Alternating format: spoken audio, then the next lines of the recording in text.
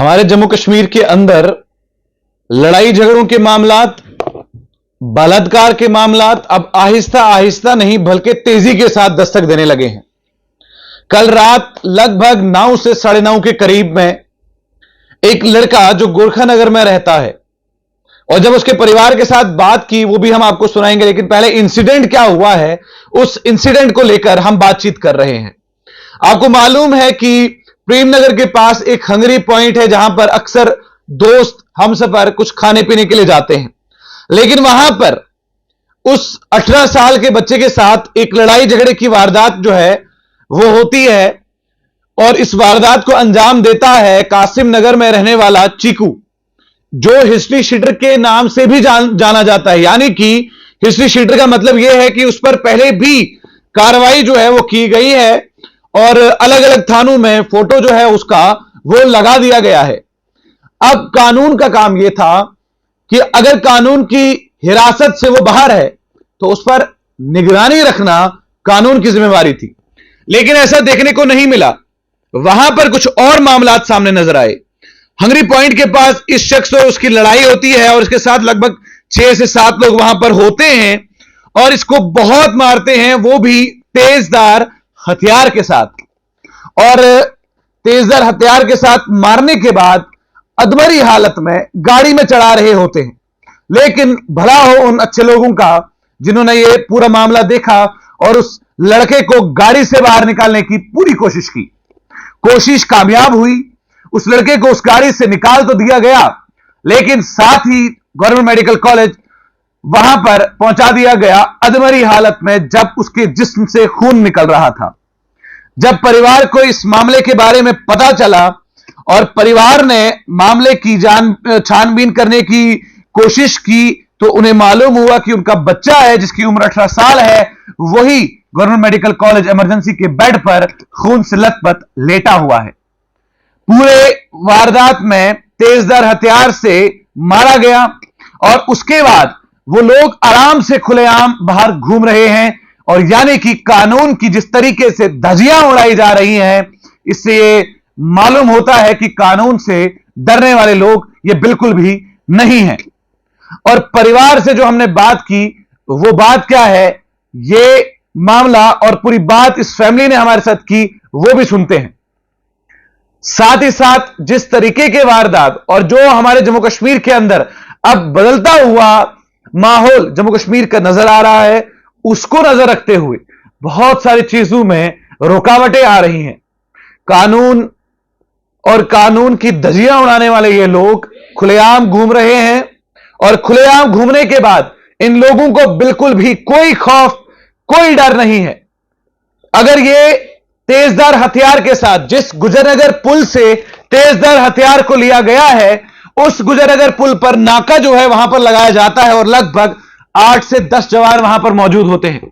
6 से 7 चौकी अफसर के साथ एसपीओज हैं और एसएसबी कमांडोज, एसएसपी जवान 4 से 5 अलग से।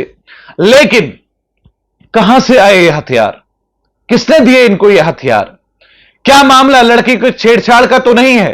क्या मामला ड्रग्स से जुड़ा तो नहीं है? क्या मामला पैसों के लेन देन का तो नहीं है? ये सारी बातें जो हैं यकतरफा जाती हैं।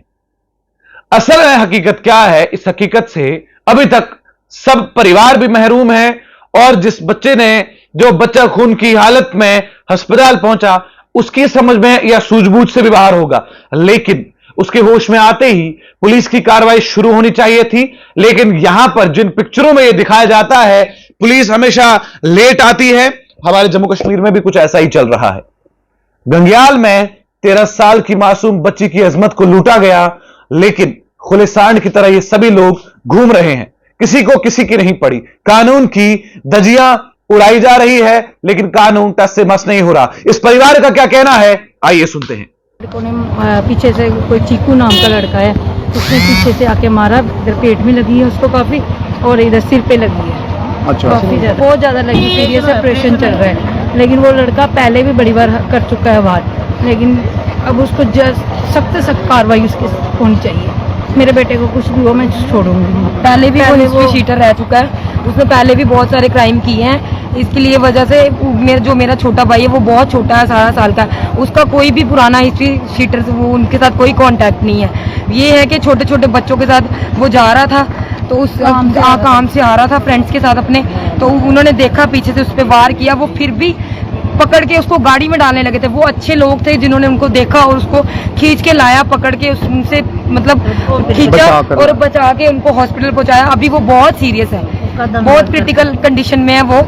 ये है कि जल्दी से कार्रवाई होनी चाहिए, नेक्स्ट टाइम किसी और का बच्चा नहीं ऐसा होना चाहिए। वो बोला मैं बेटे है उसके पास जा रहा हूँ, कई लड़के के पास जिसका काम करता है उसके पास जा रहा हूँ, उधर से आ रहा था, तो 9:15 बजे की बात है ये बस उस वक्त उन्होंने गुज्जर नगर पुल के पास। पुलिस अपनी रिपोर्ट लिख के लेगी, अब कार्रवाई वो बोल रहे हैं कि आगे जो भी होगा प्रोसीजर वो करेंगे। बट ये है कि जो भी उनके साथ थे वो भी लड़के भाग गए हैं, उसको किसी और ने पकड़ के लाया है। अगर वो भी नहीं लाते वो तो ऑन द स्पॉट वहाँ पे ही ऐसे हो जाता। ये है कि आज जल्द से जल्द कार्रवाई। कहाँ से इतने छोटे छोटे बच्चों के पास इतने बड़े बड़े हथियार आते हैं?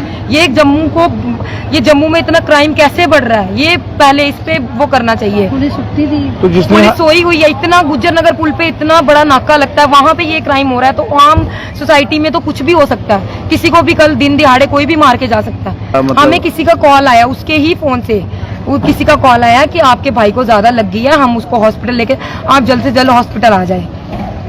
अगर वो भी नहीं उसको लाते उठा के, तो हमें पता था कि बाहर गया घूमने, हम क्या कर सकते थे?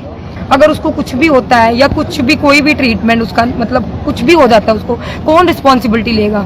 हमारे भाई को कौन भर के देगा?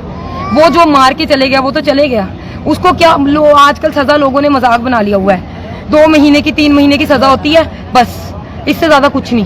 पुलिस स्टेशन में उसकी फोटो भी लगी हुई, इतना बड़ा हिस्ट्री शीटर है, वो कैसे घूम रहा है बाहर?